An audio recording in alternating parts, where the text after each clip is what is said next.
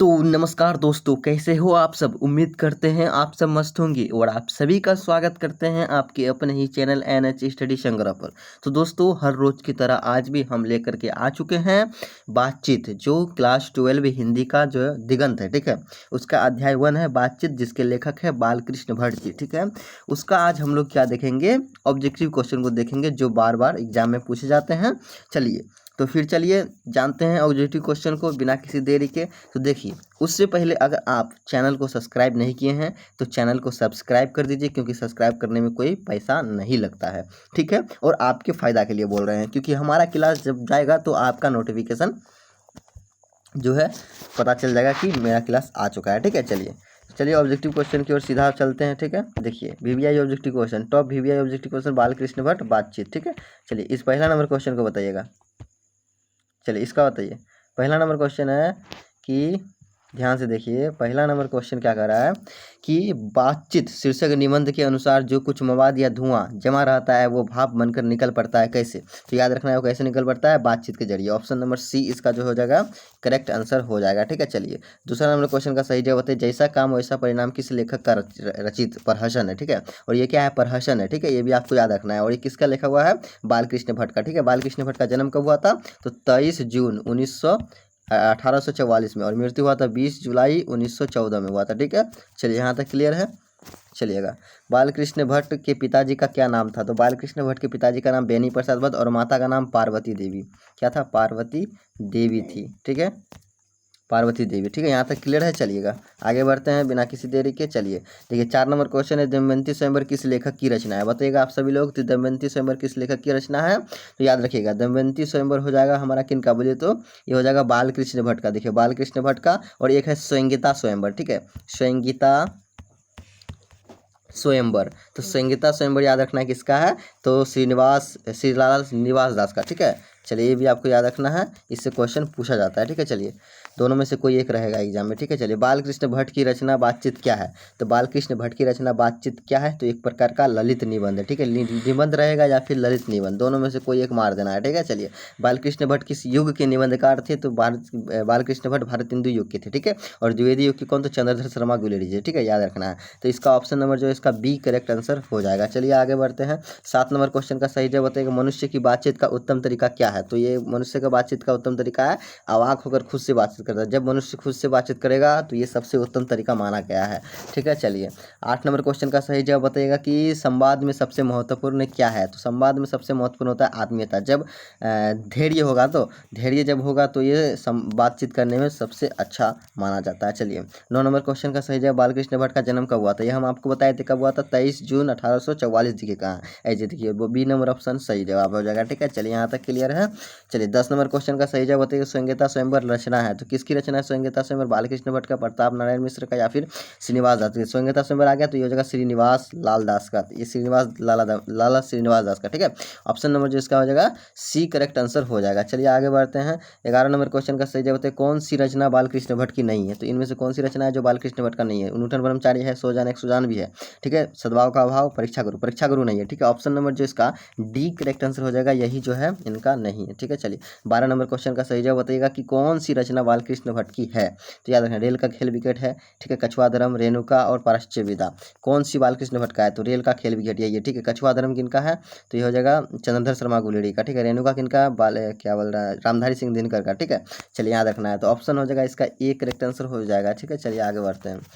13 number question का सही जवाब बताइए, बालकृष्ण भट्ट ने कौन सा मासिक पत्र निकाला था, प्रताप, कर्मवीर, या हिंदी प्रदीप, या ज्योत्सना। तो कौन सा मासिक पत्र निकाला था, हिंदी प्रदीप, कब निकाला था, 1877 में, 33 वर्षों तक चलाया गया था, ठीक है। और ये क्या था, मासिक पत्र था, याद रखना है मासिक पत्र, ठीक है। यह भी याद रखिए, तीनों में से कोई एक पूछ देगा एग्जाम में, ठीक है। चलिए आगे बढ़ते हैं। 14 नंबर क्वेश्चन का सही जवाब बताइएगा, बातचीत किस विधा की रचना है, बताइएगा आप सभी लोग कि बातचीत किस विधा की रचना है, तो ये एक प्रकार का निबंध है, हम बोले ना निबंध रहेगा या फिर ललित निबंध रहेगा, ठीक है, याद रखना है। चलिए रॉबिन्सन क्रूसो ने 16 वर्ष के उपरांत किसके मुख से एक बात सुनी थी, फ्राइडे के मुख से ना, फ्राइडे के मुँह से सुना था, ठीक है। ऑप्शन नंबर ए इसका करेक्ट आंसर हो जाएगा। एडिसन का मत क्या था, तो एडिसन का मतलब कि असल बातचीत केवल दो व्यक्तियों के बीच ही हो सकती है, ठीक है। और स्टील ने क्या कहा था, स्टील और एडिसन के श्रेणी में रखा गया था किन्हें, तो रामचंद्र शुक्ल और बालकृष्ण भट्ट को रखा गया था, रामचंद्र शुक्ल और स्टील की श्रेणी में रखा था, ठीक है। देखिए रामचंद्र शुक्ल ने बालकृष्ण भट्ट को एडिसन और स्टील की श्रेणी में रखा, ठीक है, ये आपको याद रखना है। चलिए 16 नंबर क्वेश्चन का सही जवाब है बातचीत शीर्षक निबंध के अनुसार निबंध के निबंधकार कौन है, ठीक है, ये पूछ रहा है। तो निबंध के निबंध सीधी सी बात है, ऑप्शन नंबर डी सही जवाब। जयप्रकाश नारायण क्या लिखा है, तो जयप्रकाश नारायण लिखे हैं क्या लिखे हैं बताइए फटाफट आप सभी लोग, ठीक है। जयप्रकाश निकले हैं और मोहन राकेश क्या लिखे, तो मोहन राकेश लिखे हैं सिपाही की मां, नामवर सिंह परगीत और समाज, और जयप्रकाश नारायण लिखे हैं, आप लोग कमेंट में बताइएगा, ठीक है। जयप्रकाश नारायण क्या लिखे हैं, ठीक है। चलिए 17 नंबर क्वेश्चन का सही जवाब बताएगा कि बातचीत के माध्यम से बालकृष्ण भट्ट क्या बतलाना चाहते हैं, तो बातचीत के शैली सीधी सी बात है, ठीक है। चलिए नहीं पता चलेगा तो हम आपको बता देंगे, चिंता काहे लेते हैं आप सभी लोग, ठीक है। चलिए इसका बताइए भट्ट जी को किसने अंग्रेजी के साहित्य से एडिसन और स्टील के श्रेणी में रखा था, हम बोले ना रामचंद्र शुक्ल कहाँ है, जी रामचंद्र शुक्ल, ठीक है, रामचंद्र शुक्ल, ठीक है, रामचंद्र शुक्ल बोल दिया ना क्या, देखिएगा। चलिए बालकृष्ण भट्ट का निवास स्थान कौन सा है, तो बालकृष्ण भट्ट का निवास स्थान बताइएगा कौन सा है। चलिए कौन सा, Allahabad Uttar Pradesh, option number B इसका करेक्ट आंसर है। और वाराणसी उत्तर प्रदेश में किनका जन्म हुआ था, तो वाराणसी उत्तर प्रदेश में हुआ था इसका क्या बोलता है जयशंकर प्रसाद का, हाँ जयशंकर प्रसाद का हुआ था, ठीक है। चलिए यहाँ तक क्लियर है।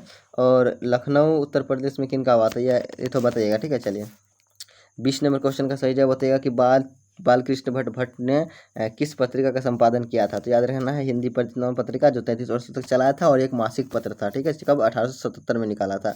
चलिए बालकृष्ण भट्ट ने हिंदी परिचित नामक मासिक पत्रिका निकालने का प्रारंभ किया था 1877 में, ऑप्शन नंबर ए इसका करेक्ट आंसर हो जाएगा क्योंकि अभी हम बताएं इसका सही जवाब, ठीक है। चलिए 22 नंबर क्वेश्चन है कि कौन सी रचना बालकृष्ण भट्ट द्वारा रचित नहीं है, ठीक है, पद्मावती, बेनी संहार, मेघदूतम या फिर मेघनाथ वध। देखिए इनमें से जो है ना सी नंबर ऑप्शन जो नहीं है ये किनका है, तो कालिदास का है, ठीक है। चलिए बाकी सब तो इन्हीं का है, ठीक है। चलिए 23 नंबर क्वेश्चन का सही जवाब बताएगा कि कौन सा उपन्यास बालकृष्ण भट्ट द्वारा रचित है, ठीक है, महिला, आंचल, गोदान, सोजान, एक सुजान, अंतराल, तो इनमें से कौन सा है ये पूछा है ना, तो ऑप्शन नंबर सी हो जाएगा, ठीक है। सोजान एक सुजान किनका है, तो बालकृष्ण भट्ट का है, ठीक है। चलिए सही जवाब आ गया आप सभी का। नाटक के प्रारंभ में होने वाले मंगल पाठ को क्या कहा जाता है, तो इसे कहा जाता है नांदी पाठ, ठीक है। ये बहुत वीवीआई क्वेश्चन है क्योंकि ये विगत वर्षों में बहुत सारा पूछा गया है, ठीक है, बहुत ज़्यादा, ठीक है। चलिए रॉबिन्सन क्रूसो को कब तक जो है मनुष्य का मुख देखने को नहीं मिला था, 16 वर्ष, ठीक है। 16 वर्ष के उपरांत जो है किसके मुख से सुना था, तो फ्राइडे के मुख से सुना था, जो कि मनुष्य बोलता भी है, ठीक है। चलिए यहाँ तक रखना है। चलिए क्या है कि बोलने से ही मनुष्य के रूप का साक्षात्कार होता है, ये किसने कहा था, ये कहा था बेन जॉनसन। ये बेन जॉनसन का मत था कि जब तक मनुष्य बोलता नहीं तब तक उसके रूप का साक्षात्कार नहीं होता है, ठीक है। अगर कोई व्यक्ति आपके सामने आ जाए अगर वो कुछ नहीं बोले तो उसके बारे में आप समझ पाइएगा कि कैसा व्यक्ति है, अच्छा है, डिसिप्लिन वाला व्यक्ति है ना, किस तरह का है, समझ पाइएगा, नहीं समझ पाइएगा, ठीक है। चलिए असल बातचीत सिर्फ दो व्यक्तियों के बीच ही हो सकती है, किसका मत था, तो ये एडिसन का मत था, हम पहले बताए थे इसका, ठीक है। चलिए यहाँ तक क्लियर है। चलिए बेन जॉनसन ने क्या कहा था ये तो आपको हम बता दिए। चलिए एडिसन के अनुसार असल बातचीत कितने लोगों के बीच हो सकती है, तो एडिसन के अनुसार असल बातचीत दो व्यक्तियों के बीच, देखिए इस क्वेश्चन को किस तरह से घुमाया गया है, ठीक है। चलिए 29 नंबर क्वेश्चन है बातचीत से मन किस प्रकार का हो जाता है, बताइए, तो बातचीत से मन किस प्रकार का होता है, हल्का और स्वच्छ होता है ना, हल्का और स्वच्छ होता है, ठीक है। चलिए यहाँ पर सही जवाब हो जाएगा ऑप्शन नंबर सी, ठीक है।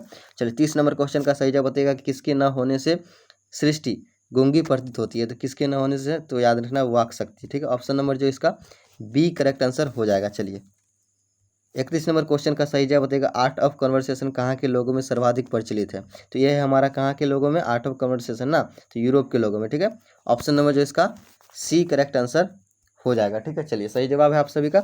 बालकृष्ण भट्ट किस काल के रचनाकार हैं, तो बालकृष्ण भट्ट याद रखना किस काल के, आधुनिक काल के, ठीक है। और युग पूछेगा तो भारतीय हिंदू युग के, ठीक है। ऑप्शन नंबर इसका डी करेक्ट आंसर हो जाएगा। चलिए आगे बढ़ते हैं। तो हमारा क्वेश्चन जो है 32 क्वेश्चन था, टोटल कितना 32 क्वेश्चन था, टोटल 32 क्वेश्चन था। और आप सभी लोग बताइएगा कि आपका कितना सही हुआ है, ठीक है। अगर क्लास थोड़ा सा भी अच्छा लगा है और अगर आप पहली बार आए हैं चैनल पर तो चैनल को सब्सक्राइब कर दीजिएगा, और वीडियो अच्छा लगा है तो प्लीज़ कमेंट में कुछ जरूर अपना फीडबैक दीजिएगा और एक लाइक जरूर करके जाइएगा, ठीक है। तो चलिए मिलते हैं नेक्स्ट वीडियो में, तब तक के लिए जय हिंद, धन्यवाद।